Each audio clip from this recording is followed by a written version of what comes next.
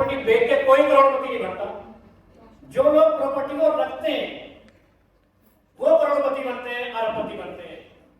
बेचने वाले तो बेचते हैं, कहीं भी खर्च कर रहे हैं, किसी ने गाड़ी खरीद ली, किसी ने कुछ खरीद लिया। मेरे यहाँ देखो बहुत लोगों ने प्रॉपर्टी गवर्नमेंट ने ली है, उन लोगों की अथॉरिटी। उस कुछ दिन के लिए तो वो प्रॉपर्टी जीतते थे, लेकिन आज वो जो है उनका पैसा कहीं गाड़ियों में तब्दील हो गया है, कहीं मकानों में, जो गांव में जहाँ रेंट भी नहीं आ सकता उन प्रॉपर्टियों में तब्दील हो गया कि रेंट भी नहीं है उन लोगों में, और उस प्रॉपर्टी को सफाई करने तक के भी नहीं है लोग जिस वो प्रॉपर्टी सफाई कर ले।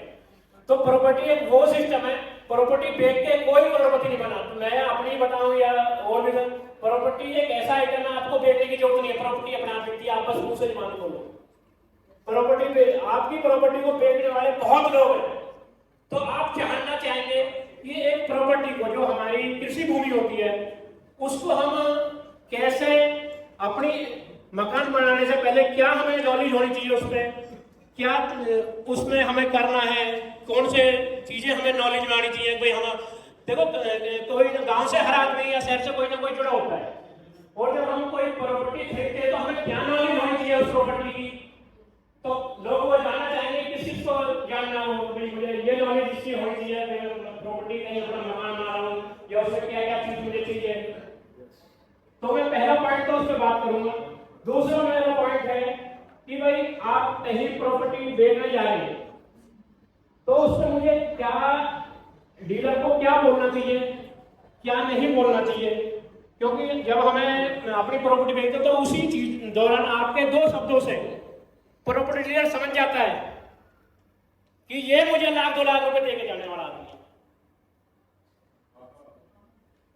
आपकी, मैं इस फील्ड में हूं तो मैं सामने वाले से 2 क्वेश्चन करके पता कर लेता हूं कि ये पार्टी मुझे 2 पैसे कमवाएगी या ये नहीं कमवाएगी। केवल 2 क्वेश्चन करता हूं उससे, तीसरा मैं क्वेश्चन ही नहीं करता उससे। तो जानना चाहेंगे ऐसा में। और अभी मैं, जब हम यहाँ सफल परिवार में सब लोग आए हैं तो कुछ ना कुछ सीखने के लिए आए सब। और अभी मैं जब सर के रूम में रह सके शर्मा जी के, मुझे एक बहुत बड़ा ज्ञान 2 शब्दों में सर ने मुझे सिखाया कि आप प्रॉपर्टी में बहुत काम कर रहे हो और करते आ रहे हो, लेकिन कुछ पॉइंट है। एक पॉइंट जो सर ने मुझे बताया वो मैं अपनी लाइफ में बिल्कुल अप्लाई करूंगा उसे। और सर थैंक यू आपका कि मुझे वो ज्ञान देने के लिए। तो हम सफल परिवार के सभी सदस्य, देखो हम यहाँ सीखना है, हमें कोई चीज, मैं आप लोगों को कमेंट करता हूँ कि मैं कोई प्लॉट नहीं बेचूंगा, मुझे प्लॉट बेचने की जरूरत ही नहीं है, ना मैं बेचता मार्केट में प्लॉट। आप लोग सोचते होंगे कि भाई सुभाष पैसा कमा रहा तो प्लॉट बेच के कमा रहा है, प्रॉपर्टी बेच के कमाता। मैं नहीं बेचता प्रॉपर्टी को, मैं परचेज करता हूं। जो मेरी क्वालिटी वो ये है कि मैं परचेज करता हूं, बिकता वो आप जाती है।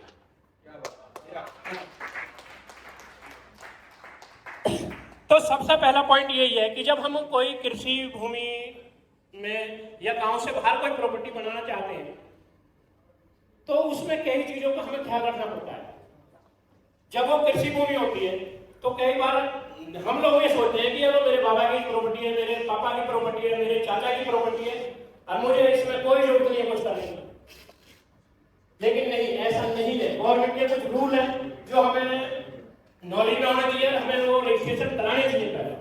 क्योंकि जब गांव के बाहर या किसी नगर पालिका के बाहर हम कोई प्लॉट बनाते हैं तो सबसे पहली जो जमीन आती है वो या तो कृषि भूमि होती है या बंजर भूमि होती है या ऐसी कोई हरित पट्टी होती है, कुछ ना कुछ इस तरीके से होती है जमीन। पहली कोई जमीन ना तो आवासीय होती है और ना उस पर कुछ वैसा होता है। तो सबसे पहले कोई भी हमें जमीन अगर बनानी है, प्लॉट बनाना, उसमें घेरनी है, चारदीवारी करनी है, तो सबसे पहले हमें उसका रजिस्ट्रेशन कराना चाहिए। वहां की तहसील होती है, तहसीलदार होता है, सबसे पहले उस कृषि भूमि में वहां जाए और अपनी प्रॉपर्टी का सर रजिस्ट्रेशन कराए कि सर मैं ये प्रॉपर्टी है, इसको मेरी आवासीय में तब्दील कर दीजिए, मैं इसको बनाना चाहता हूँ। एने करवाना कहते हैं उसको, एने करवाना। हाँ, एने तो वही आबादी दर्ज हो जाएगी ना उसमें, पर पहले तो वो सर्वे कराएंगे ना सर, ये प्रॉपर्टी किसी ग्रीन बेल्ट में तो नहीं है, सरकारी भूमि को नहीं है, जिसे आप तो कह रहे हो ना तो मेरी है। भाई आपके बाबाओं ने, दादाओं ने, पिताजी ने वो जोड़ की भूमि घेरी हो, आज आपका कब्जा, तो सबसे पहले उसका रजिस्ट्रेशन कराना बहुत जरूरी है।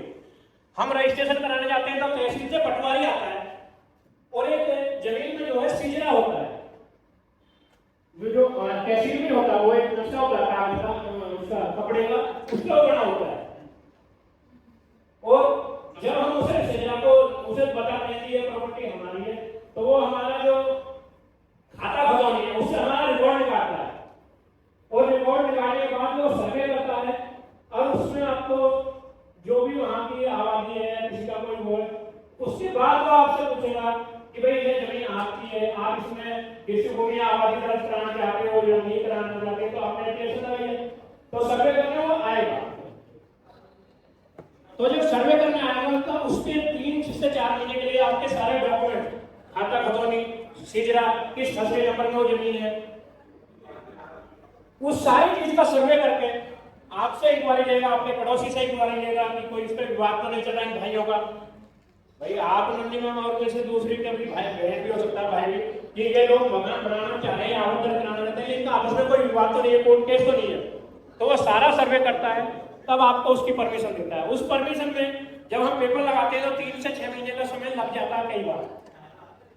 जबकि जो गवर्नमेंट के नॉर्म है वो कहते हैं कि जी हम 90 दिन में आपको परमिशन कर देंगे, लेकिन मैं प्रैक्टिकल उन चीजों से गुजरा हूँ, तो कई बार जब पेपर ही जमा नहीं होता पाते 90 दिन में, तो हमारे पूरे कंप्लीट कर गए। जब हम तहसील में जाते हैं, तहसीलदार से पूछते हैं, तो तहसीलदार हमें एक ये पेपर लिया हो, एक ये पेपर लिया हो, उन पेपरों को कलेक्ट करने में ही 90 दिन तक दिन गुजार देता है। अब मुझे मान लो मकान बना रहा है, तो मेरा तो 3 महीने तो पेपर में ही कंप्लीट करने में निकल गए। तो मैं उस प्रोसेस में, आप मकान मुझे मैं सोच रहा था 6 महीने में अपने मकान में शिफ्ट हो जाऊंगा, मैं बड़ी कोशिश से पैसे वैसे इकट्ठे करके तैयारी से गया हूँ, लेकिन वहां 3 महीने में मुझे परमिशन ही नहीं मिली, उसे आबादी होगी।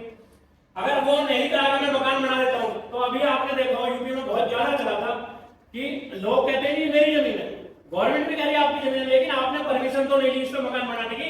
ये पहले कृषि भूमि थी, आपने परमिशन ली इसकी, सही बता दी उन्होंने। तो अतोड़े के बहुत मकान आपने देखा हो यूपी में या शहरों में भी होता कई बार, जबकि आप उस जमीन के खुद मालिक हैं, आपके बुजुर्ग उसके मालिक थे, लेकिन वो छोटी सी एक परमिशन ना लेने की वजह से हमारा कई लाख रुपए का नुकसान हो जाता है और परेशानी झेलते हैं 100 अलग। तो एक छोटी सी प्रक्रिया है जिससे हमें अपनी कोई भी प्रॉपर्टी को मकान बनाने से पहले इस पर थोड़ा सा सर्वे कर लें, अपनी चीज को क्लियर कर लें, तो भविष्य में हमें इसका नुकसान नहीं उठाना पड़ेगा और अपनी जमीन को आगे एक आवासीय में तब्दील करके, आपको जब आवासीय हो जाती है तो कई बार हम आवासीय करा लेते हैं लेकिन उस पर मकान नहीं बना पाते हैं, और कृषि में उस कृषि भूमि में उसमें काम करते रहते हैं। तो कई बार आपने देखा होगा वो 1 साल की प्रक्रिया के अंदर या तो उस जमीन का बाउंड्री वाल हमें करना बहुत जरूरी होता है या उसमें कोई कमरा बनाना छोड़ना पड़ता है, नहीं तो आपने अगर वो प्रक्रिया भी कर ली और 3 साल तक उसमें कृषि भूमि करते रहे, उसमें कोई बाउंड्री वाल नहीं है, कोई मकान नहीं बनाया, तो वो दोबारा फिर कृषि भूमि में तब्दील हो जाती है। ये भी आपको ख्याल रखना है अपनी किसी प्रॉपर्टी को काम कराने, आवासीय में कराने के बाद, और ये चीजें नहीं की वहां, तो वो दोबारा 3 साल के अंदर दोबारा कृषि भूमि में तब्दील हो जाती है ऑटोमेटिक। कई बार हम सोच लेते हैं कि मैंने तो आवासीय करा ली और मैं 10 साल बाद मकान बना रहा हूं उसमें, तो वो 10 साल तक वो कृषि भूमि में तब्दील पाएगी आपको। 3 साल वो पटवारी देखता है उस चीज को, अगर उस पर बाउंड्री वाल नहीं है आपकी और एक कमरा सा नहीं बनाया आपने, तो दोबारा कृषि भूमि तब्दील हो जाती है। और हम एक मन में सोच के बैठेंगे नहीं मैंने तो आवासीय करा ली थी, अब तो मैं मकान बना सकता, लेकिन 10 साल 20 साल या कुछ समय, क्योंकि जमीनों में यही होता है कि हम प्लानिंग आज करते हैं, कई बार वो प्लानिंग अटक जाती है, भाइयों का आपस में विवाद हो गया, भाई कह रहा नहीं मैं तो नहीं बनाऊंगा, तू क्यों बनाएगा मेरे मकान जमीन, अभी हम नहीं बांट रहे, और वो ऐसी प्रक्रिया करते करते 10-20 साल गुजर जाते हैं कई चीजों में। तो उस चीज को भी हमें ध्यान रखना है दोबारा कि वो दोबारा जमीन हमारी कृषि भूमि में तब्दील नहीं हो चुकी है। तो कभी भी मकान बनाने से पहले उसकी ये प्रक्रिया बहुत जरूरी है, जो आपको करनी जरूरी है, ये नॉलेज हमें होनी चाहिए जरूर। दूसरा एक मेरा क्वेश्चन है कि आप सब लोग चाहते हैं कि प्लॉट का क्या साइज होना चाहिए। जब हम प्लॉट खरीदते हैं साइजों का बहुत इफेक्ट होता है जीवन में, किस जमीन को कैसे तब्दील साइज हो कैसे नहीं हो, तो जानना चाहेंगे उसके बारे में। कौन कौन जानना चाहेंगे कि प्लॉट का साइज क्या होना चाहिए, उस प्लॉट की वैल्यू कैसे बढ़ती है। और मैं एक पॉइंट और बता रहा, जो मैं आपको कह रहा था ना कि प्लॉट हमें बेचने के लिए डीलर के पास मजबूरी हमें समय आ जाती है कि भाई प्रॉपर्टी मुझे बेचनी है, मेरी बिटिया की शादी है या बिटिया की एजुकेशन के लिए मुझे पैसा खर्च करना है या कहीं भी, तो हमें डीलर के पास जाते हुए कभी भी अपनी मजबूरी नहीं बताना। आप कभी भी देखना, आप जब आपकी प्रॉपर्टी किसी भी इलाके में, आप जब वहां जाओगे सर प्रवीण सर, तो डीलर तो ही क्वेश्चन करता है। मैं आपको बता देता हूँ सर, आप कह रहे हो किसी कोई भी प्रॉपर्टी नहीं है या कोई भी जानने वाला किसी से तो बोलोगे ना प्रॉपर्टी बेचने के लिए, तो कमल मैम ये पूछेगा आपसे कि मैम आप ये प्रॉपर्टी क्यों बेचना चाह रहे हो, तो आप क्या बोलोगे? पैसे की जरूरत है, प्रॉपर्टी ले ली है। नहीं, ये प्रॉपर्टी आपकी यहाँ पे, आप इसको बेचना क्यों चाह रहे हो? तो हमेशा यही बोलना जो आपने क्वेश्चन किया, अब सर ये प्रॉपर्टी मुझे निकालनी है और मुझे कोई बड़ी प्रॉपर्टी लेनी है, तो उसमें डीलर सोच लेता है हाँ इसके पास बैलेंस है और ये मजबूरी में नहीं बेच रहा। कई बार हम डीलर को ये बोल देते हैं कि नहीं मेरी बिटिया की शादी है, मुझे लोन जमा करना है या वो करना, तो वो उन बातों को समझ जाता है और जो प्रॉपर्टी आपके 10 लाख की है ना उसके 9 लाख में पड़ जाएगा। क्योंकि सर हम तो ये लोग करते प्रैक्टिकल है, उससे कोई क्वेश्चन से हमें पता चल जाता है कि ये मजबूरी में बेच रहा है या इसे जरूरत नहीं है प्रॉपर्टी बेचने। तो ये देखा भी आप सब लोगों ने, हम प्रैक्टिकल देखेंगे कि अगर कॉमन मैन ने अपनी किसी फीस जमा करनी है बच्चे की, एक डेट होती है सबकी, या शादी करनी है तो उसकी तो एक डेट फीस होगी ना कि मैं मुझे 3 महीने में करनी है, 6 महीने में करनी है, साल भर में करनी है। लेकिन अगर कॉमन को ये प्रॉपर्टी निकाल कर कोई बड़ी प्रॉपर्टी खरीदनी है तो उसकी कोई डेट फिक्स नहीं होती, जब ये बिकेगी मेरे पास कुछ इन्वेस्टमेंट है तब खरीदूंगा। तो उसमें जो प्रॉपर्टी कोई भी जो ना 2 पैसे डाउन नहीं देता है, और जहां बिटिया की शादी की डेट आ गई या कोई एजुकेशन में फीस जमा करनी है, जैसे डॉक्टर के लिए बच्चे के लिए फीस जमा करनी है, तो उसे एक डेट मिल जाती है कि मेरी बिटिया ने 12वीं पास की है, मेरे बेटे ने 12वीं पास की है और मुझे अगले साल इसका एडमिशन कराना है, वहां मुझे 20 लाख रुपए देना, 30 लाख देना, 50 लाख देना, जो भी है। तो उन चीजों का डीलर बहुत बढ़िया फायदा उठाता है। ये प्रैक्टिकल है बिल्कुल, आपकी बातों से ही वो 2 क्वेश्चनों में ही जांच कर लेता है। सर मैं एक सवाल था, पूछ पूछ सकते हो। सर मेरा एक प्लॉट है जो मेरे हस्बैंड गए तो मुझे पता नहीं था और अचानक सामने आया, तो उसको सिटी सर्वे करवाया हमने, सब कुछ किया, अभी डिमांड भी आया। तो RL ये क्या होता है और ये रहना जरूरी है क्या? RL नहीं RL बोले, RL यानी डिमांड भरना है। तो अभी हमने डिमांड रिसिप्ट यानी मिली बोले। मैम का क्वेश्चन सुना किसी ने? मैम दोबारा रिपीट कीजिए एक बार। मेरा प्लॉट अचानक मिला है, मेरे हस्बैंड आर्किटेक्ट थे, उन्होंने लेके रखा था, उनकी डेथ हो गई 17 साल पहले। तो अचानक वो सामने आए, कुछ झगड़े में है और उसके सारे कागज पत्र, कुछ भी कागज पत्र मेरे पास नहीं थे, लेकिन जैसे पता चला तो हमने निकाले, तो वहाँ सिटी सर्वे वगैरह और कुछ छोटे मोटे कागज पत्र वगैरह वो सब निकाले हमने, लेकिन RL नहीं निकाले। तो वो डिमांड वो सबसे महत्वपूर्ण कागज पत्र है ऐसा बोलते हैं, नहीं तो कोई दूसरे में कुछ अलग-अलग शहर में अलग-अलग होती है, कहीं दिल्ली में कुछ है, उसका यूपी में कुछ मतलब है, तो नागपुर में है। तो इसका किसी के पास सतीश सर आप मुझे नागपुर में बुलाइए, मैं सब नहीं क्वेश्चन का एक जवाब दीजिए ना मैम का जो क्वेश्चन है। और एक वैसे एक ये ना आदमी को दिया, जैसे जो होते हैं ना मैम अपनी तो प्रॉपर्टी के से 2 लाख रुपए लिया, लेकिन अभी तक डिमांड का नहीं दिया। अनजान आदमी को अपनी प्रॉपर्टी के पेपर भी की फोटोकॉपी भी नहीं देनी है लाइफ। ओह माय गॉड, ये तो बहुत बड़ी गलती हो गई। लेकिन उन्होंने निकाल के दिया मेरे मैं वही कह रहा हूँ, किसी अनजान आदमी को ये सीख लो कि अपनी प्रॉपर्टी के डुप्लीकेट पेपर भी नहीं देने हैं। उन पेपरों से ही हम डुप्लीकेट पेपर बना के उस प्रॉपर्टी के अपने नाम कागज करा लेते हैं। ओह माय गॉड, बहुत रिस्क है ये। और आप केस लड़ते रहेंगे ना, आपकी प्रॉपर्टी बिकेगी और उसने तो 2-4 लाख रुपए लगाया, आपने कागज बना के बैठ गया वो, और आज 10 साल 20 साल बाद मजबूरी में उसको अपनी प्रॉपर्टी या करोड़ों की प्रॉपर्टी को 20-30 लाख में देंगे। नहीं अभी वो तो नहीं, पेपर से नहीं कार्ड मिलेगा तो नहीं मिलेगा। सतीश सर के पास है। पेपर्स नहीं मिले तो मान ला नहीं एक्चुअली मेरे पास कुछ भी पेपर्स नहीं थे। नहीं क्या हो गया है, जिन्होंने उसको पेमेंट दिया उसने डॉक्यूमेंट निकाल के इनको सब हो नहीं एक्चुअली मुझे पता भी नहीं था कि मेरा वहाँ पे प्लॉट और एक नहीं 2 प्लॉट्स है। मैंने एक का ही बताया, दूसरे का तो पता ही नहीं। तो एक प्लॉट सामने से कोई एक आएगा कि आपका यहाँ प्लॉट है, आपका नाम दिख रहा है मेरे को, तो मुझे बेचो। वो मेरा शेजारी था, 3 नंबर प्लॉट लेगा और मेरा 4 नंबर। वो सब लोग जो है हमारे डीलर होता है उनको नेटवर्क पे सारा पता होता है कि हम लोगों को अपने ये तक पता है इस मकान मालिक का एड्रेस कहाँ है, ये बॉम्बे का है, दिल्ली का है, लखनऊ का है। लेकिन उन्होंने प्रॉपर्टी में एड्रेस प्रॉपर होता है। पेपर्स निकाल के दिए। आरएल एक लास्ट वाला रह गया, तो 6-7 महीने हो गए वो आरए नसतं ये नाही असं नॉन ऍग्रीकल्चर आरएल यानी क्या बोलते हैं शुद्ध आरएल यानी रजिस्ट्रेशन। आरएल बोल रहे हैं। देखिए Satish sir don't get confuse, ठीक है। अभी इस तरह के अगर आपके जीवन में किसी के भी प्रॉपर्टी से संबंधित इस तरह की परेशानी आए तो जो लीगल एडवाइजर होता है you straight away go to that.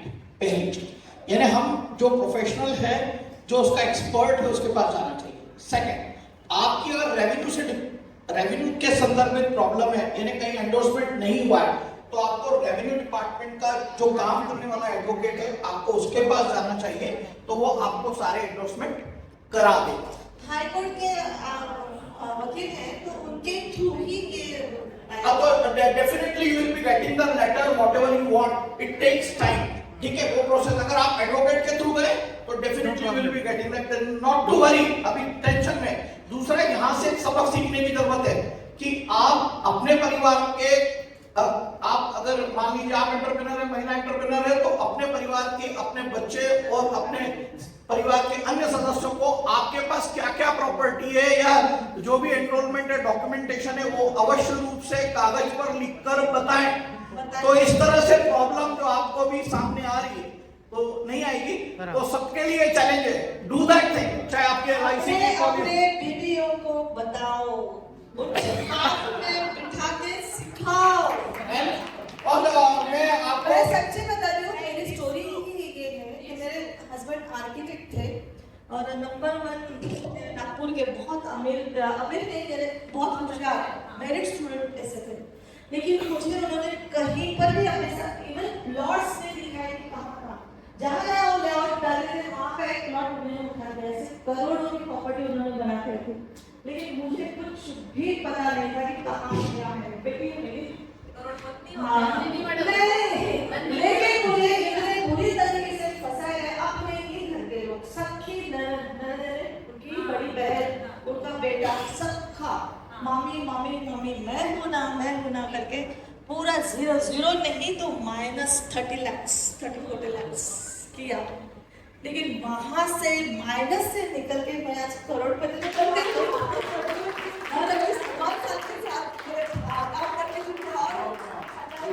उसके ऊपर ज्यादा ही है। तो लेकिन मैंने उसके लिए कुछ पुलिस स्टेशन और कुछ वकील, हालांकि मेरा छोटा भाई वकील है, वो बोला था मैं पूरी केस लड़ता हूँ तुम्हारे, लेकिन मेरे को नहीं जाना था झगड़े में, मेरे को बस ये निकालना है। और मेरी बेटी कनाडा में गई, एक टाइम ऐसा था कि 40,000 रुपये उसकी फीस नहीं भर पाई MBA के लिए, लेकिन आज वो कनाडा गई, वहाँ एजुकेशन किया, वहाँ पे पढ़ाई, अभी नौकरी कर रही, अभी आएगी मेरे साथ चलने के लिए, परिवार के सदस्य बनेगी। यस तो इससे एक ही सीख मिलती है कि हस्बैंड वाइफ दोनों, हालांकि बच्चों के लिए ही हम बनाते हैं प्रॉपर्टी, उनको बताना चाहिए, समझाना चाहिए, बस ये नहीं बताना। नहीं नॉमिनी तो अल्टीमेट बीवी बच्चों को ही मिलता है, ऐसा कोई है मालूम ही नहीं था ना सर। 32 रूम का हॉस्टल में बहुत कुछ बना।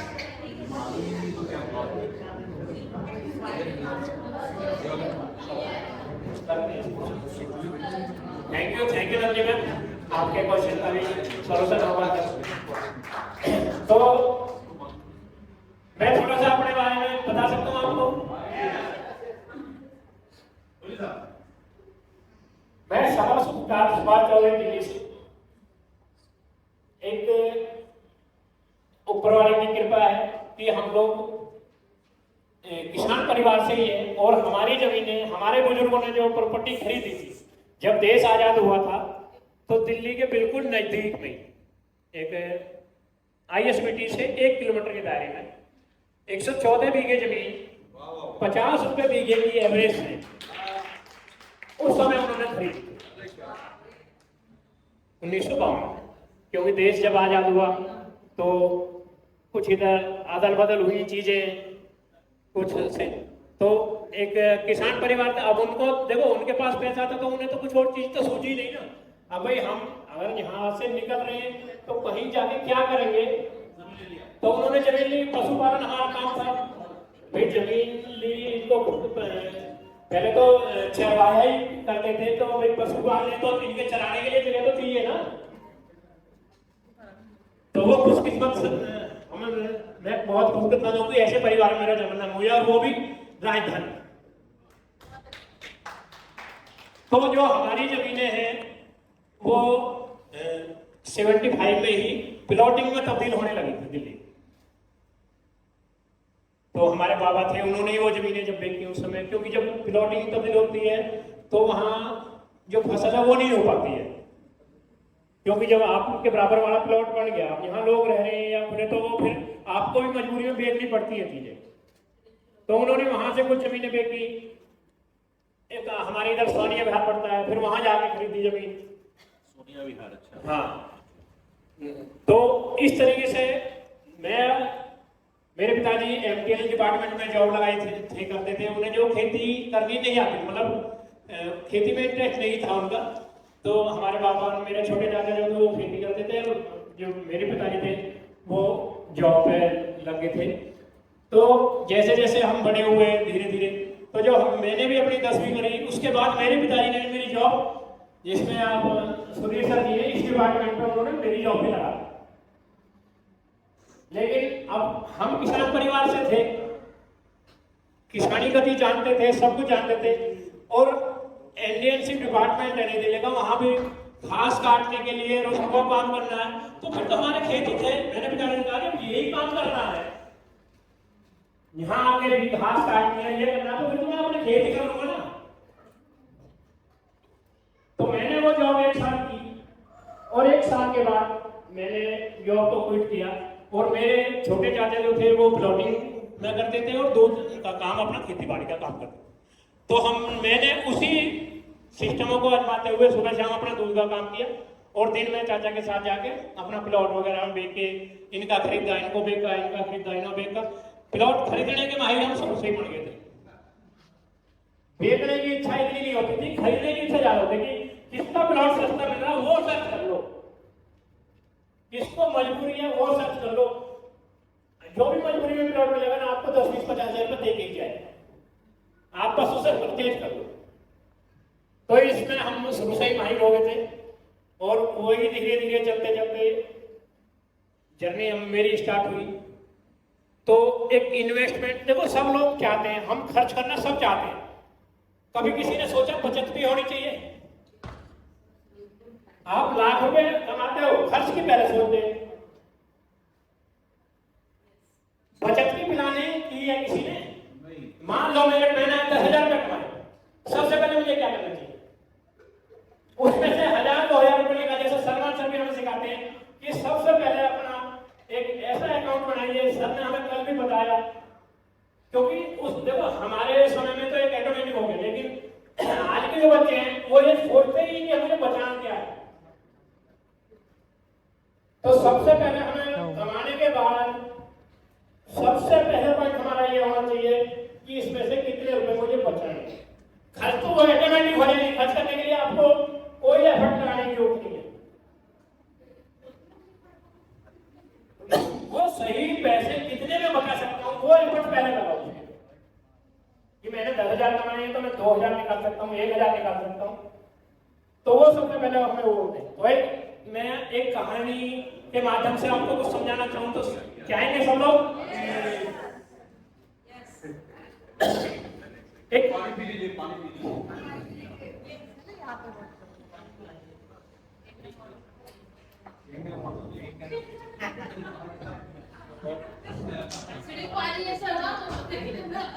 सर आप इतना भी नहीं, कैन वाटर भी नहीं खरीद सकते। कैन वाटर कैंगन मशीन खरीद लीजिए बोल रहे हैं। नहीं सर, तो मेरे यहाँ स्पेशल जलने दिल्ली लगा देंगे। आपके चेहरे का चमक बहुत है। मैं सर सजा पिछले 3 महीने से कह रहा हूँ सर दिल्ली आ जाओ, दिल्ली आ जाओ। तो एक स्टोरी है कि हमें जो गाँव से सब लोग बिलोंग करते थे, शहर तो बाद में बने धीरे धीरे करके। तो एक किसान परिवार से उसके 2 बेटे थे। अपने बेटों को उसने अच्छी तरीके से पढ़ाया लिखाया और शहर के लिए कोई भेज दिया, आप दोनों को शहर जाइए, पैसे कमाइए, गांव में हम सपोर्ट करेंगे, जमीनें वगैरह लेंगे और आप शहर में काम।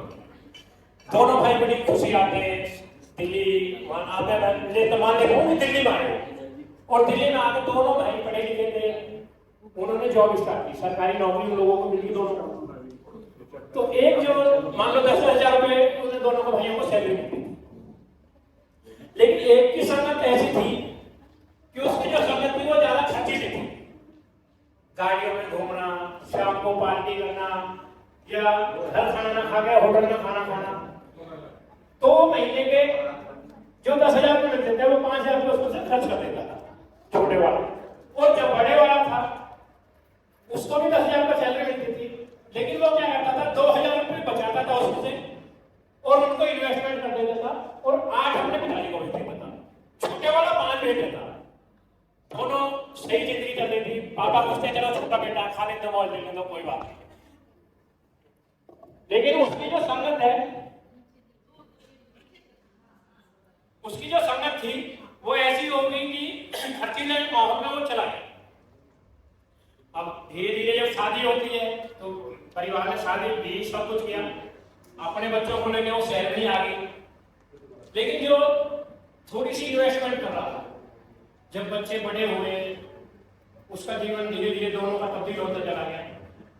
जो छोटे वाला भाई था उसने कुछ इन्वेस्टमेंट से बचाया या सैलरी उसकी बढ़ गई, उसने पहले बाइक ली फिर गाड़ी ली, रेंट पे दोनों रह रहे हैं। अब जब उसने बाइक ली गाड़ी ली तो एक स्पेस तो उसके लिए स्पेशल चाहिए ना उसको। तो जो रेंट पे वो 8,000 में रह रहा था बड़े वाला भाई, छोटे वाले भाई 12,000 में रह रहा, 4,000 रुपए का उसे लॉस हो रहा था। जब धीरे धीरे ये तब्दीली होती है 30 साल के, 30 साल हो गए उनको, तो उनके बच्चों की शादी और पढ़ाई का भी खर्चा है। तो बड़े वाले ने जो थोड़ी करके इन्वेस्टमेंट कर रहा था वहां से उसने अपनी कोई चीज निकाली या म्यूचुअल फंड वगैरह से कहीं से भी जहां इन्वेस्ट कर रहा था, उसका वो काम उनकी पढ़ाई का उनकी शादी का वहां से निकल। अब छोटे पाव वाले के पास तो ये ऑप्शन था ही, वो तो कमा रहा था और खर्च कर रहा था। तो उसने क्या किया, देखो शादी बच्चों की या पढ़ाई में पैसा लगाना ही है हम सबको, ये हमारी जिम्मेदारी है। अगर हमें अपने बच्चों को सक्षम बनाना है तो उनके लिए खर्च करना पड़ेगा। उसने भी किया। उसने कहां से पैसे का जुगाड़ किया, उसने सैलरी अच्छी थी, उसे लोन मिल गया 20-30 लाख रुपए। दोनों की चीजें क्लियर हो गई, शादी होगी बच्चों की। अब जब 60 की एज में पहुंचते हैं वो दोनों, तो उन दोनों की रिटायरमेंट होती है। और रिटायरमेंट पे जो भी उनका 20-30 साल का फंड था, 40 साल का फंड था, उन्हें वो मिला। वो दोनों को मान लेते हैं 1-1 करोड़ रुपए मिला।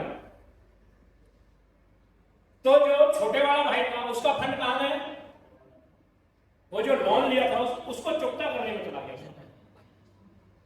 जो बड़े वाले का फंड था वो कहां गया, उसने अपने आप को रेंट से मुक्त किया और एक ऐसी प्रॉपर्टी ली जिसमें वो सेकेंड फ्लोर पे खुद रहने लगा और फर्स्ट फ्लोर पर रेंट पे दे दिया उसने। अब रिटायरमेंट की भी पेंशन आने लगी, कुछ रेंट की व्यवस्था होगी, जो उसका रेंट जा रहा था मंथली का वो बच गया उसका। और छोटे वाले को आगे जाके वो परेशानी झेलनी पड़ी, उसकी पेंशन में उसका घर नहीं चल पा रहा था, उसके बच्चे उसे परेशान नहीं जी तुमने हमारे लिए क्या किया, सुननी पड़ती है सभी को। एक एज में जाके हम करते हैं तो जब जैसा करते हैं वो कहते हैं ना सर हमें सिखाते हैं जैसा बोओगे वैसा पाओगे। तो मोरल स्टोरी इसका ये है कि हमें बचत बहुत करनी जरूरी है। बचत करेंगे तो हम आगे कामयाब होंगे, अपने आने वाले जो जिंदगी है उसको सुखी जीवन जीने के आधार पर जी पाए।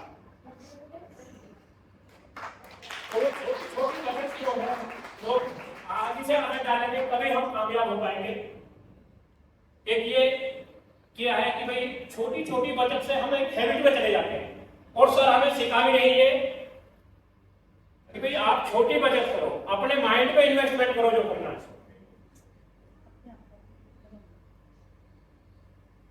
तो एक क्वेश्चन वो मेरा था कि जो मैं आपको बता रहा था कि प्लॉट की साइज क्या क्या होनी चाहिए, किस तरीके से हम प्लॉट जमीन तो हम सब ले लेते हैं, प्लॉट भी सब खरीद लेते हैं, लेकिन हम कभी ये ध्यान नहीं देते उन पर कि इस प्लॉट का साइज क्या हो जिससे हमारे पैसे की ज्यादा ग्रोथ हो।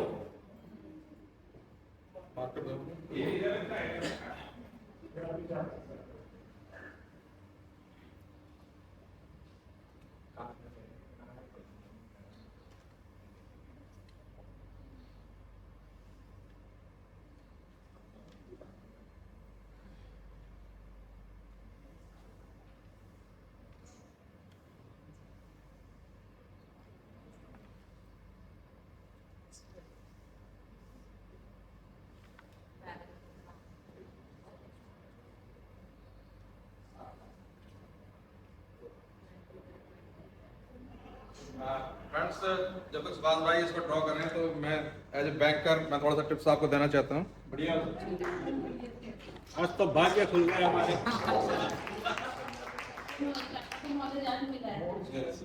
तो एक टॉपिक से लगे तो ये थोड़ा सा वाइड नेगेटिव हो जाते हैं पॉइंट से। मैं आपने दोस्त हैं, मित्र हैं, भाई जो भी, तो ये थोड़ी थोड़ी प्रैक्टिकल बात है, मैं आपको बताना चाहता हूँ। तो हम ज्यादातर लोग क्या करते हैं, हम अपना पैसा रखते हैं सेविंग अकाउंट्स में, अपना एफडी वगैरह बनाते हैं। तो एफडी में कितना पैसा मिलता है? 6-7% मिलता है। मैक्सिमम जो है कि सीनियर सिटीजन को 7.75 to 4 days के लिए, और जो 60 साल से कम है उनका 7.25 के आसपास, लगभग 15 महीने का।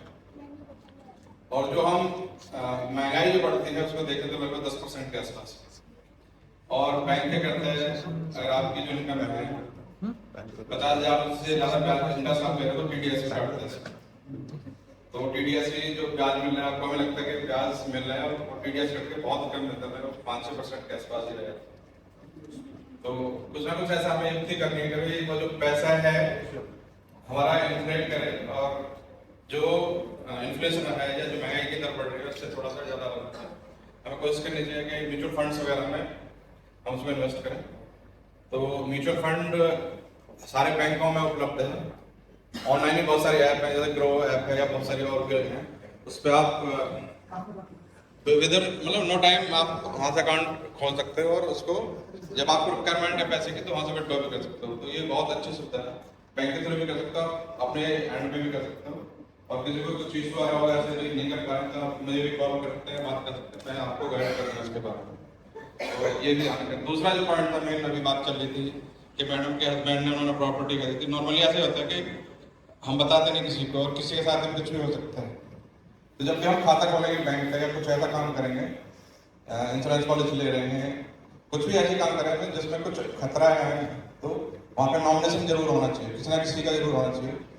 अगर नहीं है तो प्रक्रिया बहुत लंबी हो जाती है। सपोज आपका नॉमिनेशन नहीं है किसी का, तो क्या होगा, उसमें हमें सक्सेशन सर्टिफिकेट लेना पड़ेगा। जो हमारे भाई हैं, बहन हैं, फिर और भी जो डिपेंडेंट हैं उनके, तो सारे क्लेमेंट हो जाते हैं, और उसको सेटल करने में फिर आपको बहुत ज़्यादा टाइम जाता है, और बैंक के लिए भी सरदर्दी है ये सब अगर नॉमिनेशन नहीं कर पाए।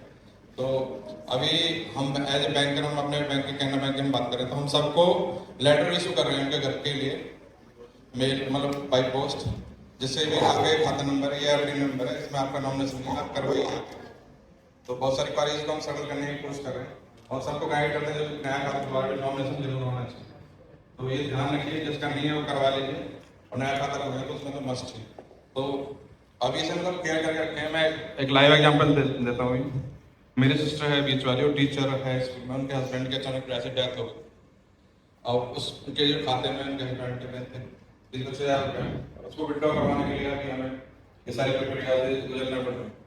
तो पहले से ही एक छोटा सा काम है, कुछ भी नहीं करना है इसमें। नॉमिनेशन का कागज वो होता है, एक परफॉर्म में रहता है, हर फॉर्म में वो लिखना है, नाम लिखना है, उनकी क्या एज है और क्या संबंध है, बस इतना ही आप साइन करने हैं। जो खाता खोलेगा उसके पास कोई प्रूफ नहीं देना, कुछ नहीं देना है। तो एक छोटा सा काम है, 2 लाइन लिखनी है उसमें। तो ये अपने आप ध्यान में रखें और उम्मीद है कि आप सब लोग करेंगे इसको, और जो हसल है हमारा वो बचेगा। Thank you.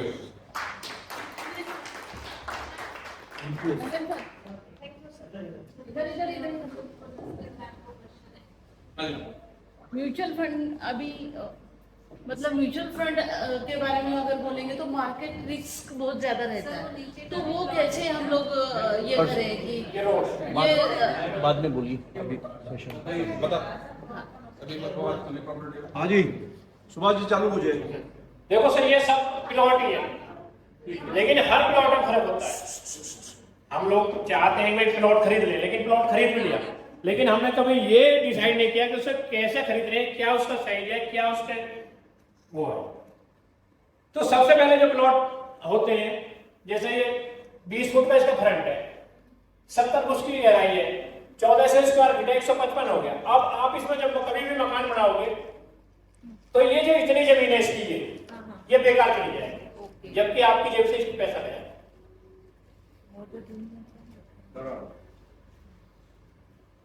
ये प्लॉट है 30 बाय 30 का इसका फ्रंट है और 80 फुट की गहराई है और 266 का जो 2400 स्क्वायर फीट बैठेगा। इस प्लॉट में जो है कभी भी आप देखना इसकी गहराई बहुत लंबी चली जाती है और आप इसमें बढ़िया तरीके से मकान नहीं बना सकते। प्लॉट आपका है 266, लेकिन आप इसमें बढ़िया मकान नहीं बना सकते। बन जाते हैं, सब बन जाते हैं, लेकिन बढ़िया जो कहते हैं, जब हम प्लॉट खरीदते हैं तो पैसा तो दे ही रहे हैं ना उसका। तीसरा ये प्लॉट है कि ये 15 फुट का इसका फ्रंट है और 60 फुट की गहराई है, ये 100 गज का प्लॉट बैठता है, लेकिन इसमें मकान उस बेहतरीन तरीके से नहीं बन पाता जो हम चाहते हैं। फिर आते हैं त्रिकोणीय प्लॉट जैसे होते हैं, इनमें जब कभी मकान बना होगा तो इनमें भी स्पेस आपको छोड़ना पड़ेगा। एक दिशा इसकी 35 फुट की है, एक 45 फुट की है, इधर 20 फुट है, इधर 18 फुट है, कोई त्रिकोणीय ऐसे तरीके जमीनें सारी है, बिकती सारी है मार्केट में।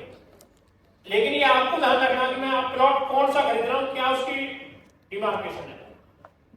एक ये प्लॉट है, इसमें ऐसे ये कोना, इसे शेरमुखी प्लॉट बोलते हैं। इसका ये फ्रंट तो बहुत चौड़ा है, त्रिकोणा है, पीछे बहुत गहरा है। इन लोगों को आप इन प्लॉटों को कभी बेचने जाओगे ना तो मार्केट में जो रेट अगर आपका 1 लाख रुपए गज का चल रहा है तो इन प्लॉटों के जो रेट है वो 70, 80, 50,000 रुपए गज के। इतना फर्क पड़ता है इन प्लॉटों को जब हम खरीदते हैं और जब उसे बेचने जाते हैं। फिर ये अच्छे साइज के जो प्लॉट है तो इनमें हमें सबसे पहले क्या देखना चाहिए कि प्लॉट का आगे का रोड क्या साइज का है। 10 फुट है, 20 फुट है, 40 फुट है, 50 फुट है। सबसे पहले प्रॉपर्टी का जो मायने रखती है आपकी इस रोड के ऊपर डिपेंड है कि वो किस रोड पे कितने चौड़ाई का वो रोड है।